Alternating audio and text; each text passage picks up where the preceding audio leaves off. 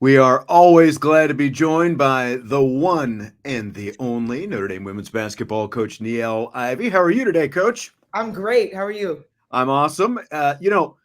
It's funny. I was sitting here this morning as I was preparing to do this, and it kind of dawned on me. You and Muffet both became grandmothers within a relatively, you know, short amount of time. Maybe what, within a year or so of each other. And I think you Yes, beat her to the punch. Did you ever give Muffet, like any grandmotherly, mentoring advice or anything like that?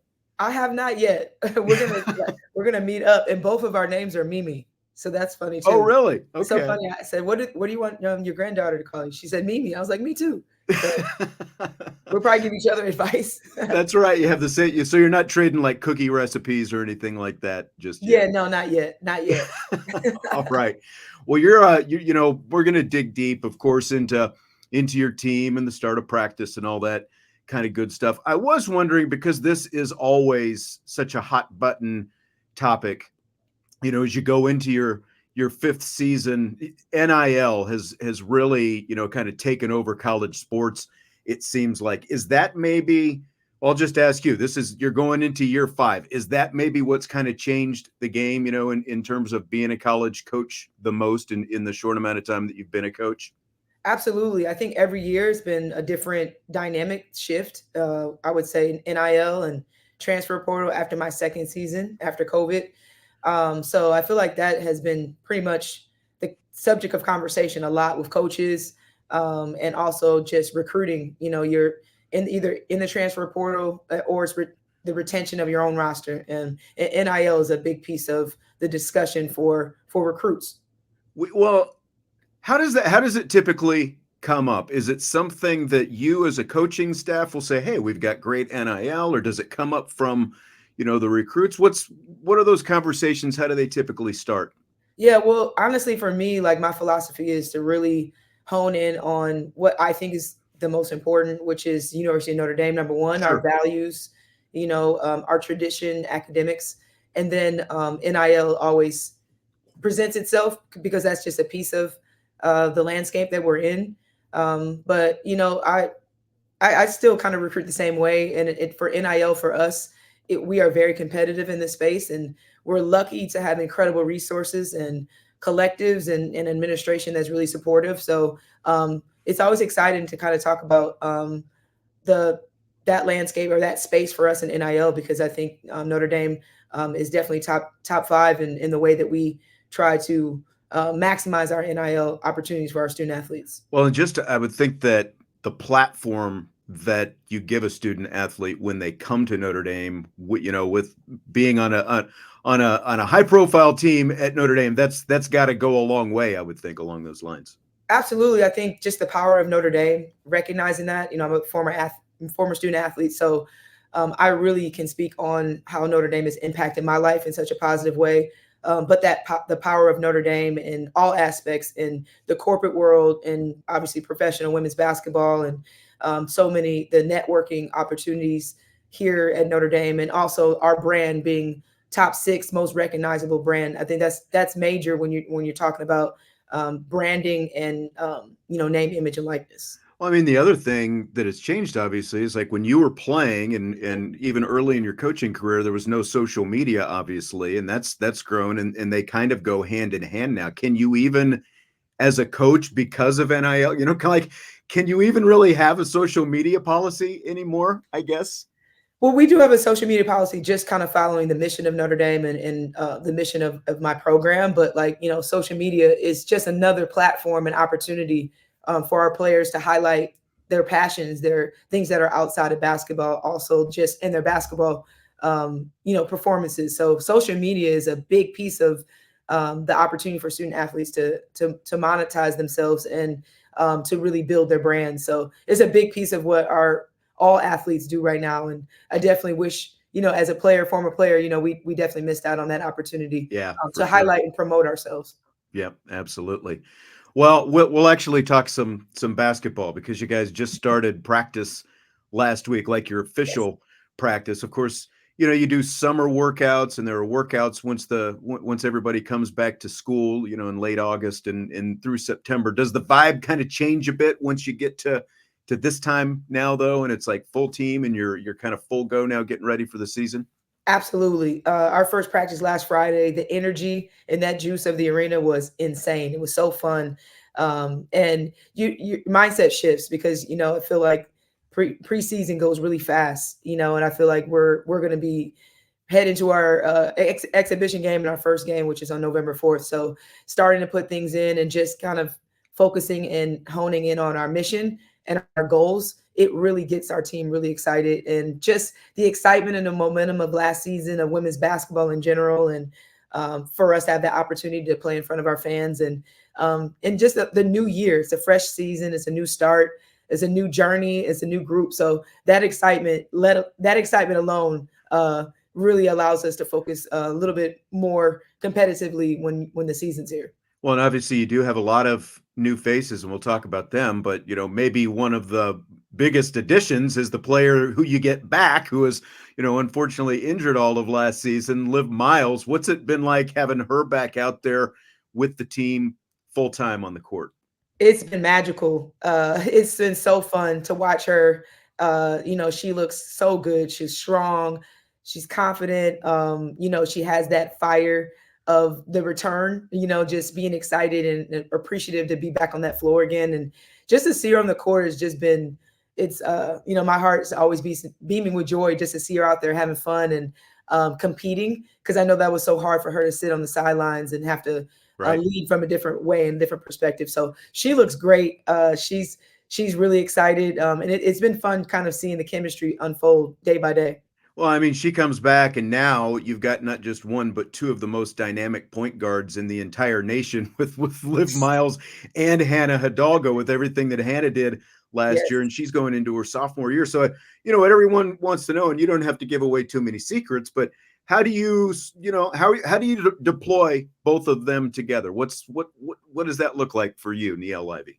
Yeah, I mean, it's really fun to coach. To be honest, I've never been around these two dynamic guards like you mentioned together. Obviously having had the opportunity to coach Liv and then having the opportunity to coach Hannah.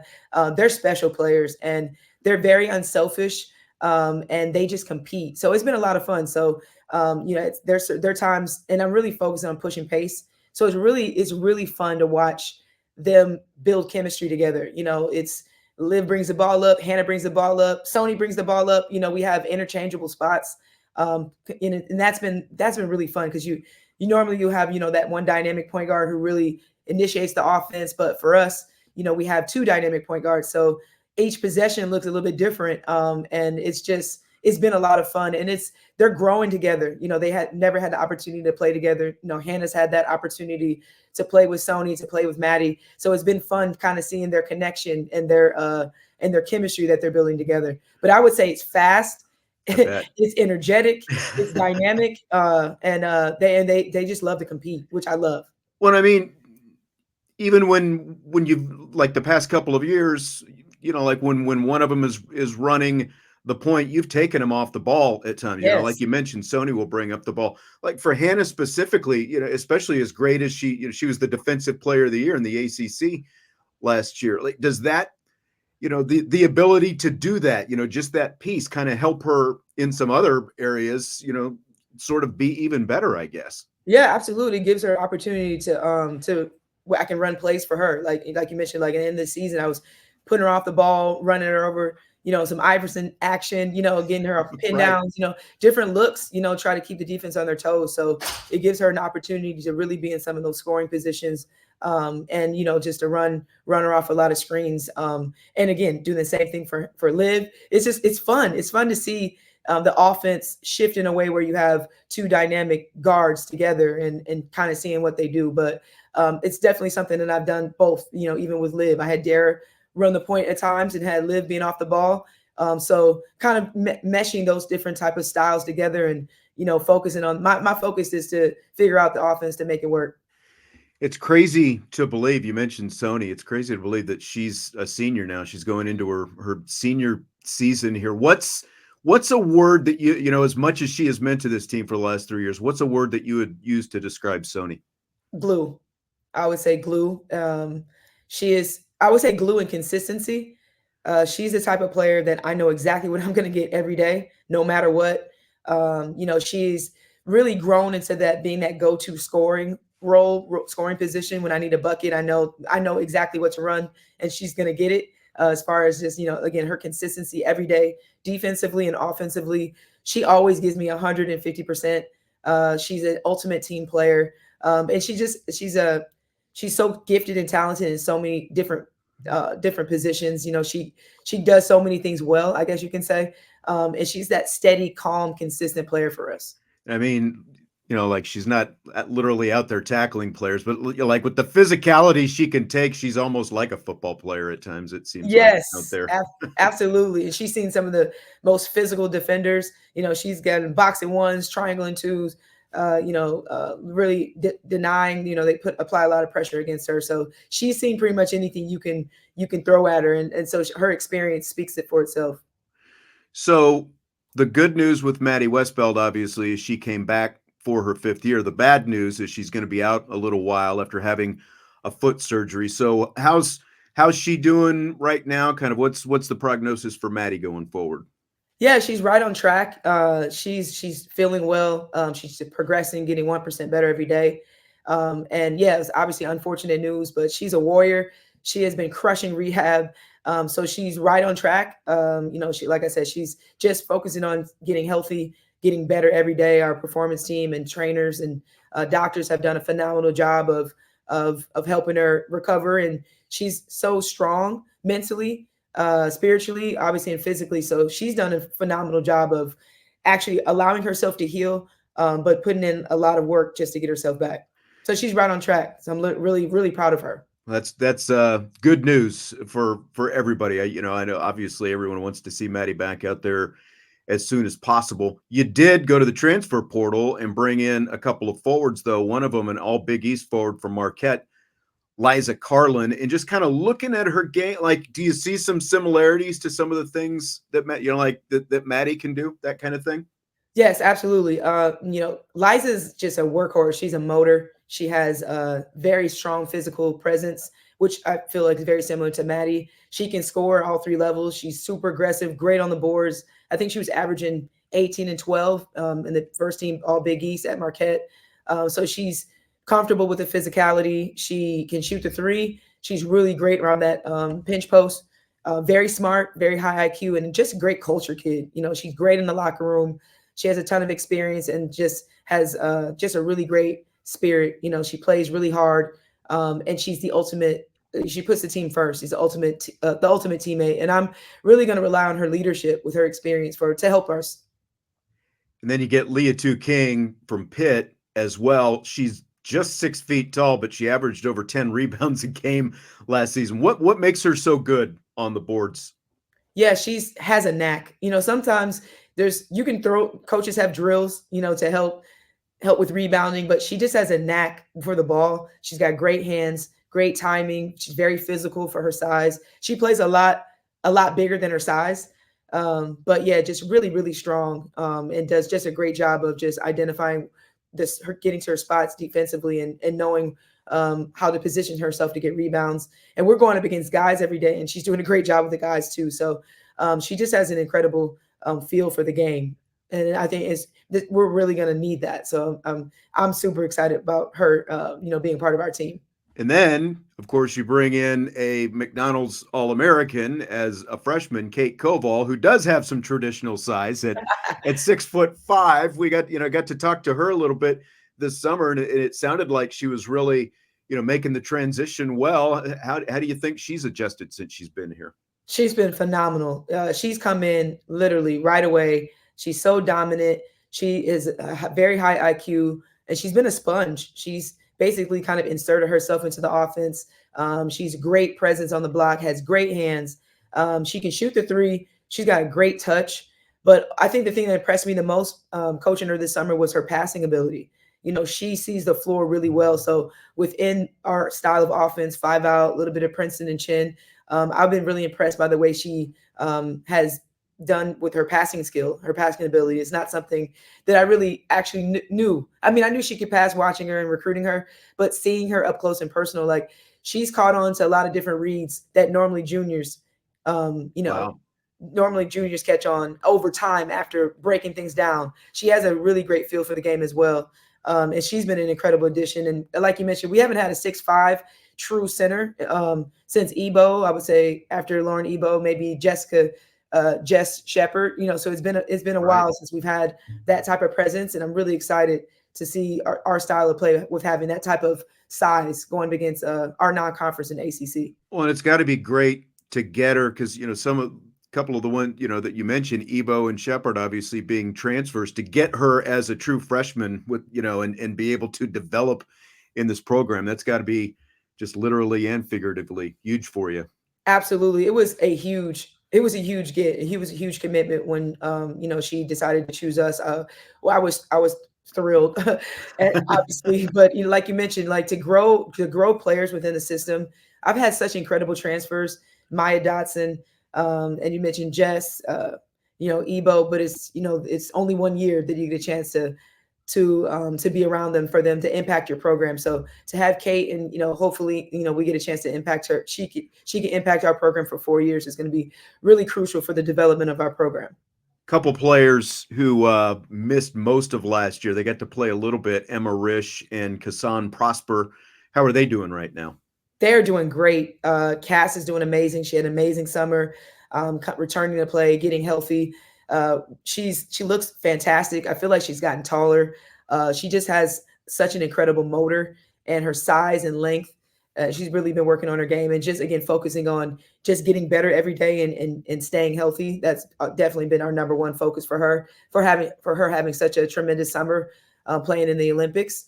So I'm really excited for her and what she's going to bring. She's someone that I think can impact the game on both sides of the ball in such a positive way. So it's been great to have her back with the team. And then Emma, she's a sniper, so she's a 3-point specialist. She's back with us, returning to play, and again focusing on health, but also just doing a lot more with our team. So it's been great to see her being cleared and just getting back into the flow of practice. So it's been really great. And I just love her. She's very smart, but her 3-point shot is so beautiful. Yeah. It's so great for her to see have somebody stretch the floor the way she does. Absolutely. I mean, that's obviously, one of the things that you would have liked to have been able to see more of last year, but unfortunately, she, again, she missed a good chunk of the season. But another piece to the puzzle, and another one, KK Bransford. She thought about leaving. She decided to stay. She's going into her junior year. What kind of a piece to the puzzle is KK? Yeah, I mean, she's super super smart, as you know. She's having 3 years under her belt. I always felt like she had a very very high IQ coming into the season. Coming into her freshman year. She's focusing on getting healthy as well. But great size, her versatility. And she's with her focus on getting back to be healthy. I think for her, it's just staying healthy. And she's going to contribute in such a positive way. So I was really excited that we had the opportunity for her to come back to this program, because I think she's such an incredible piece of what we're going to do for this season and obviously for the future. Some fun and challenging teams that you're going to have on the schedule this year. You welcome Texas and UConn, both to Purcell Pavilion. You also go to USC this year, a team that you used to play almost every year, and then it kind of has been off and on a little bit for the last few years. But that's kind of that shapes up to be a really fun November matchup with just all the talent that's going to be on the floor in that game when you go out to Los Angeles to take on USC. I mean, you've got literally with Juju Watkins and Hannah Hidalgo, the top two freshmen in the nation, just right there, along with everybody else that'll be out there on the floor. You got to be looking forward to that. Yeah, I think it's going to be, like you mentioned, it's a matchup we haven't had in a while. Having an opportunity to talk to Coach Gottlieb, we just felt like this would be just a great, incredible premier matchup with two strong programs with this special talents that both programs have.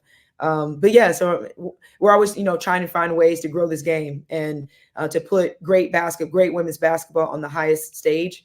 And so for us to do a home and away, I think it's going to be great for the game. And we're excited for the opportunity and playing such a premier team so early, a team that's ranked, top 3 in the country. I think is a great test for us early, and that I like to do for the program. Well, I'll kind of wrap up with this. The women's game, as you were touching on there, it continues to grow in popularity just all over. Is there anything you would change at all? Do you like it? Is it perfect? Like what do you think about the state of the game right now? Yeah, I mean, I feel like there's always probably some things that we want to continue growing, as far as uh, things that maybe needs to get better. But I think it's right now it's on fire. Watching the WNBA playoffs last night. Fortunately for us, we got three alum that That's are right. in these matchups. So it was really exciting basketball to watch last night. And then even just from our personal perspective, our last two games were sold out. The energy in the arena here in South Bend was something I have not seen in a long time.